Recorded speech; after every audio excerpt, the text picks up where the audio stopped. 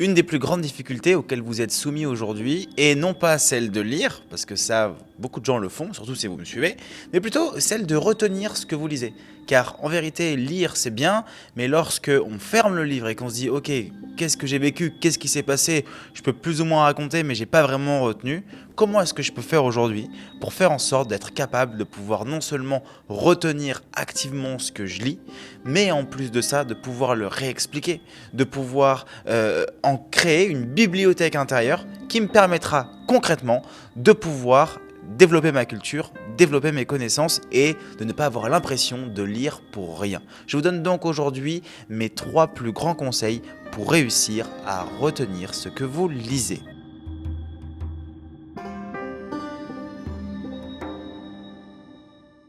Pour ceux qui ne me connaissent pas, il faut savoir que moi, je suis un autodidacte de base. Je n'ai pas fait du tout d'études. J'ai quitté l'école très très jeune, à l'âge de 16 ans. En même temps, j'ai quitté le domaine familial, ce qui fait que vraiment, je n'ai eu aucun accompagnement là-dedans. J'ai donc eu le besoin et décidé de me former tout seul. Sauf que lorsqu'on se forme tout seul, eh ben, on met en place des techniques pour pouvoir réussir à mieux intégrer les informations et que ce soit beaucoup plus clair pour pouvoir les retranscrire. Surtout lorsqu'on fait un travail comme le mien aujourd'hui. Moi, je suis auteur, je suis écrivain, c'est un travail que je fais quotidiennement. Je réalise aussi des conférences de philosophie un petit peu partout en France et à l'étranger.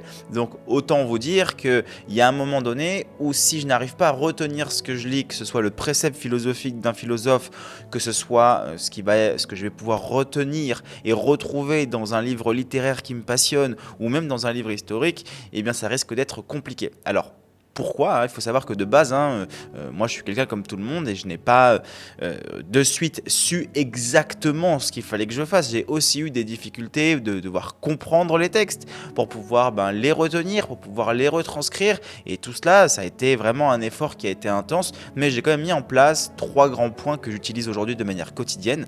Alors, pour un petit disclaimer, moi j'ai un papa qui est docteur et qui a une mémoire qui est excellente.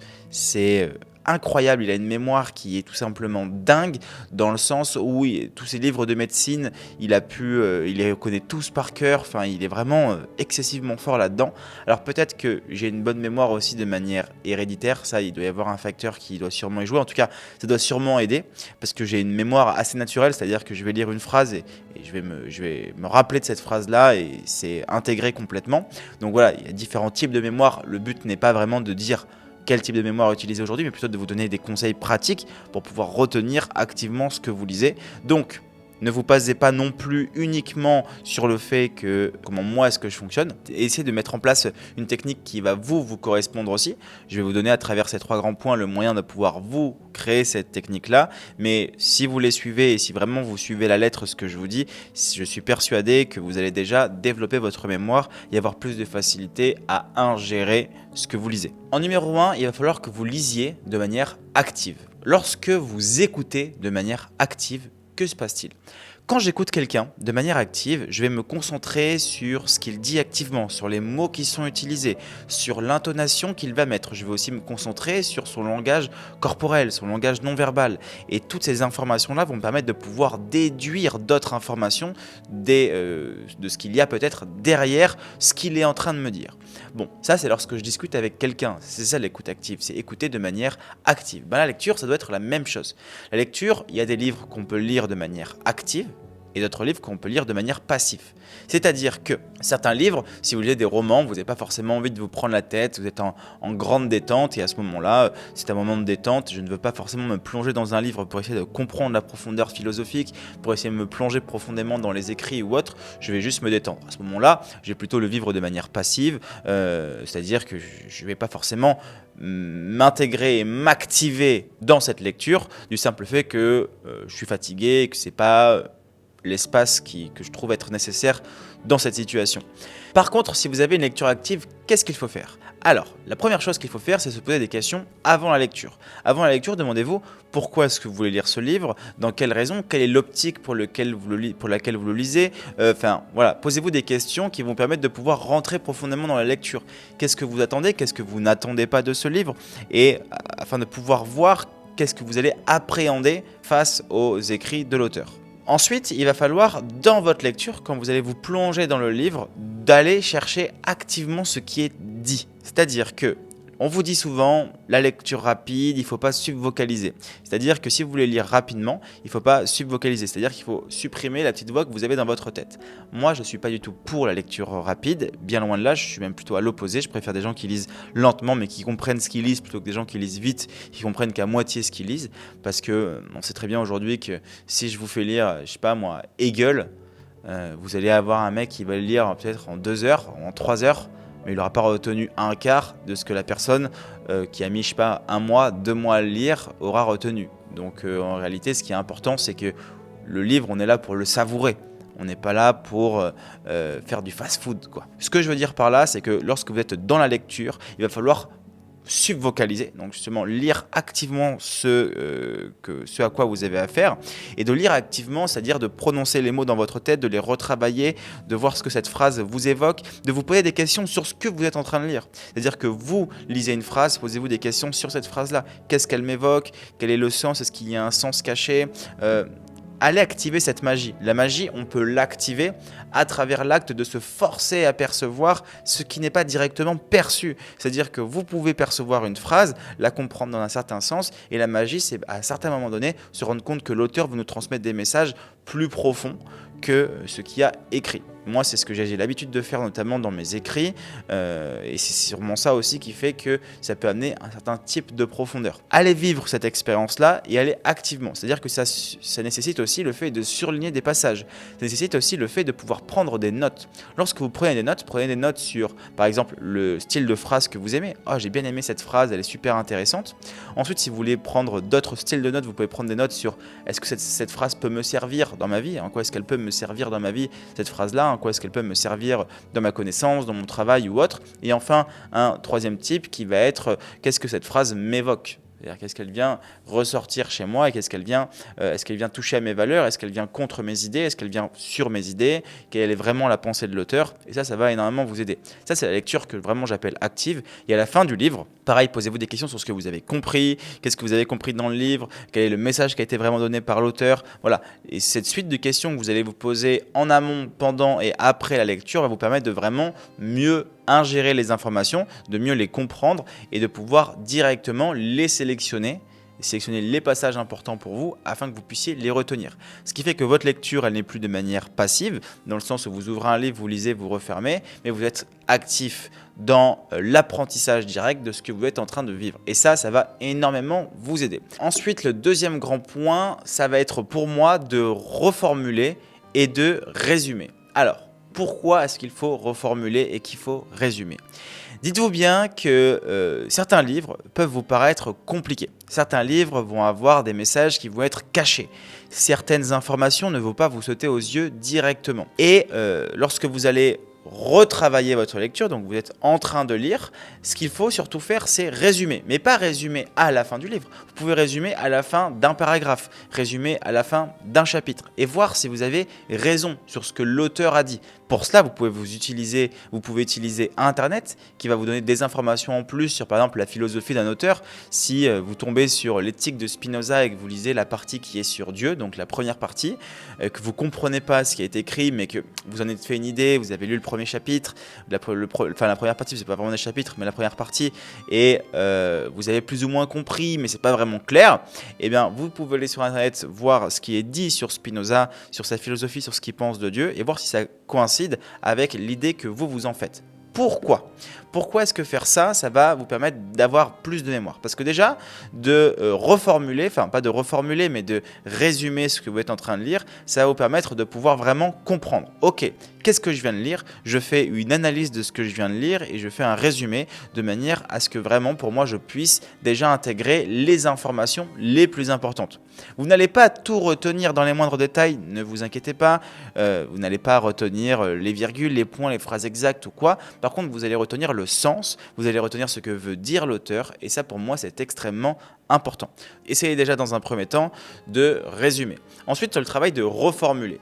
Lorsque vous avez fini un livre, lorsque vous avez fini différents chapitres, que vous avez retravaillé tous ces chapitres-là de manière à ce que vous avez compris l'essentiel de ce livre, il va falloir que vous soyez capable de pouvoir expliquer ce que vous venez de lire à une personne qui n'a jamais lu ce livre, ou même à une personne qui l'a déjà lu. Ça peut être intéressant. Pourquoi est-ce que ça va vous aider? Et pourquoi est-ce que moi aussi, la création de contenu sur les réseaux sociaux me permet de pouvoir mieux intégrer aussi les informations que j'apprends? C'est-à-dire que lorsque je crée du contenu, je suis en train de reformuler quelque chose que j'ai appris et que je suis en train de vous partager. À ce moment-là, ce qui se passe, c'est que de le reformuler et d'être capable de l'expliquer, mais d'être capable de l'expliquer non pas juste pour l'expliquer simplement, mais d'être capable de l'expliquer à tel point que la personne qui apprend cette information-là est elle aussi recapable par la suite de l'expliquer à une autre personne. Et ça, si vous arrivez à le faire, ça veut dire que vous avez été assez clair, ça veut dire que vous avez réussi à activement reformuler simplement. Pourquoi est-ce qu'il faut reformuler simplement? Dites-vous qu'en face de vous, vous avez une personne qui n'est pas forcément impliquée dans le domaine dans lequel vous vous intéressez et qu'il va falloir réussir à l'intéresser dans ce que vous dites, dans le livre que vous avez lu, dans les informations que vous avez apprises. Et donc, pour cela, il va falloir parler simplement, comme si c'était un enfant de 10 ans, comme si c'était un enfant. D'ailleurs, Sartre le disait très bien, il disait que les philosophes qui font de la philosophie pour les philosophes, bon, c'est facile, parce que bon, les philosophes, ils comprennent tout, enfin, ils comprennent assez simplement de quoi ça a à faire, mais ceux qui posent les vraies questions, c'est les enfants. Et oui, les enfants posent les vraies questions, donc c'est plus difficile de parler aux enfants, parce que c'est eux qui ont des questions qui vont être délicates, et c'est eux qui vont avoir une façon de comprendre le monde qui va être plus naïve. Eh bien, vous, en l'occurrence, votre travail, ça va être de réussir à reformuler votre texte de manière à ce qu'un enfant de 10 ans puisse le comprendre. Et si vous réussissez à faire ça, vous allez voir que directement, l'information de ce livre elle va rester ancrée en vous et vous allez être capable, lorsque vous allez rentrer dans une discussion, de faire des associations, ce qui va nous permettre de pouvoir arriver au troisième grand point. Avant de vous le dire, les amis, je vous invite, s'il vous plaît, activement, si vous aimez cette vidéo, à liker cette vidéo, à vous abonner, à aussi la partager. N'hésitez pas à me mettre un petit commentaire pour me dire ce que vous en pensez, si vous avez vous aussi des problématiques dans la lecture, si vous avez des choses que vous avez envie que je vous partage, vraiment faites-le, ça m'aide à développer cette chaîne. J'essaie de vous donner le plus de valeur possible à l'intérieur, donc vraiment ça me ferait extrêmement plaisir. Je retourne sur le point 3. Ce point numéro 3 est de réussir à créer des associations et de la visualisation. Notre cerveau retient mieux des informations qui sont connectées à d'autres informations qu'on connaît déjà. Essayez de lier ce que vous apprenez dans un livre à ce que vous vous rappelez d'un autre ou à vos expériences personnelles. Par exemple, si vous devez lire L'étranger de Camus, le fait d'être étranger dans le monde, de se sentir étranger dans le monde, qu'est-ce que ça vient vous évoquer dans votre expérience personnelle? Est-ce que vous avez déjà vécu une expérience qui est similaire? Si oui, laquelle? Et comme ça, lorsque vous allez vous rappeler de cette expérience-là, ou quand vous allez parler de se sentir étranger face au monde, directement, vous allez en arriver à la pensée de Meursault. Moi, je le fais énormément. C'est ce qui me permet en interview, quand je fais des conférences, d'arriver sur un sujet, de parler d'un certain sujet, et tout d'un coup, boum, j'ai une phrase qui me revient, j'ai un livre qui me revient. Pourquoi? Parce que j'ai fait des associations constamment, ce qui fait que du coup, je me rappelle que en parlant de douceur, si je devais parler de douceur, de quelque chose de doux, j'ai associé ça à une phrase de Jean Cocteau qui est on ferme les yeux des morts avec douceur, c'est aussi avec douceur qu'il faut ouvrir les yeux des vivants. Voilà. Et bien ça, par exemple, je peux l'utiliser parce que j'ai fait une association entre le terme de douceur que je connais et entre la phrase donc, qui intègre le terme de douceur de Jean Cocteau.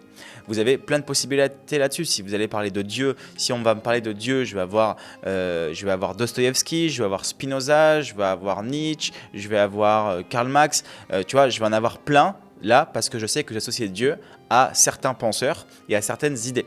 Il y a plein de possibilités là-dessus. C'est pour ça que c'est extrêmement important de réussir à identifier ce que vous apprenez et de le positionner sur une connaissance que vous avez déjà, sur une connaissance qui appartient à votre expérience ou qui appartient à d'autres connaissances que vous emmagasinez.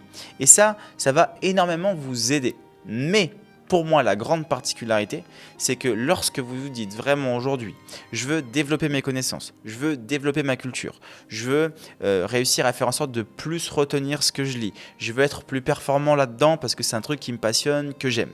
Et bien dites-vous bien une chose, c'est que votre travail ne se limite pas à un livre. Votre travail ne se limite pas à une association. Non, ce qu'il faut réussir à faire, c'est si vous vous intéressez à Camus, bon, très bien, vous vous intéressez à Camus.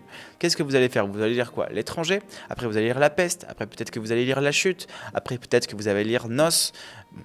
vous allez peut-être lire tous les livres de Camus, peu importe, mais ce qui va être intéressant, c'est ce que vous allez faire autour. C'est-à-dire que vous pouvez écouter des podcasts sur Camus, vous pouvez écouter des émissions et des documentaires sur Camus, vous pouvez lire la biographie de Camus, vous pouvez lire ses carnets. Et en fait, d'accentuer ces connaissances avec toute la périphérie qui entoure l'auteur, ça va vous permettre d'approfondir et de relier toutes ces informations-là entre elles. Parce que si vous avez la biographie de l'auteur et que vous avez par la suite, par exemple, Noce de Camus.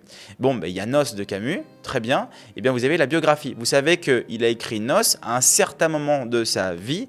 Notamment, c'est son deuxième livre après L'Envers et l'Endroit. Donc, vous savez qu'il est jeune, il a environ 23 ans. Voilà, vous avez des informations en plus que vous pouvez associer. Vous savez le contexte dans lequel il l'a écrit. Vous savez pourquoi est-ce qu'il l'a écrit. Ce qui fait que vous avez le livre avec ce qu'il y a dans le livre. Mais vous avez aussi comment est-ce qu'il a été fait. À quelle date est-ce qu'il a été fait? Pour quelles raisons est-ce qu'il a été créé? Dans quel contexte est-ce que ces informations ont été émises? Ce qui fait que directement, ça vous donne beaucoup plus d'informations que vous pouvez relier entre elles. Il y a Noce avec la description de l'Algérie, de la condition humaine, avec des analogies sur le fait, sur l'espoir, la perte d'espoir, sur le fait qu'il ne faut pas trop espérer que le monde soit autre chose que ce qu'il est, mais l'aimer pleinement et le croquer comme une pêche dans une bouche, quoi, qui vient laisser couler ce sucre au bord des lèvres. Eh bien, c'est ce que nous dit Camus très bien maintenant. À côté de ça, dans sa biographie, qu'est-ce qui fait que ça l'a écrit? Et donc moi, ça me permet de pouvoir retenir ces informations-là, parce que je fais des associations directes. Et puis, ça vous fait aussi développer un panel de connaissances qui est tout simplement énorme, parce que vous ne vous limitez pas à une œuvre et vous n'allez même pas avoir le temps de la digérer, vous l'avez déjà sortie. Le but, c'est de la digérer et de la faire digérer avec d'autres aliments qui vont alimenter cette œuvre-là. D'accord? Et ça, ces associations vont extrêmement vous aider. Donc vraiment, vous pouvez y aller, vous pouvez foncer et utiliser ces 3 grands points. Cette vidéo touche à sa fin, j'espère que ça vous aura plu. Vraiment, si vous suivez ces 3 grandes étapes, je suis persuadé que ça va vraiment vous aider dans la construction de votre connaissance, ça va vraiment vous aider dans la remémorisation, ça va vraiment vous aider dans le fait de pouvoir mieux comprendre les textes que vous lisez et surtout de développer votre culture et de vous permettre de pouvoir vivre un peu plus sereinement. Ça vous permet de avoir votre esprit critique, développer votre esprit critique, emmagasiner de la culture, pouvoir partager dans différents types de milieux. Moi aujourd'hui je peux m'intégrer et avec des gens de quartier parce que j'ai grandi dans des milieux assez pauvres, on va dire, au niveau des quartiers, des gens de quartier, et je peux très bien aller dans des milieux intellectuels où je connais pas mal d'auteurs qui vont me permettre de pouvoir m'intégrer dans des milieux qui vont être un peu plus élitistes.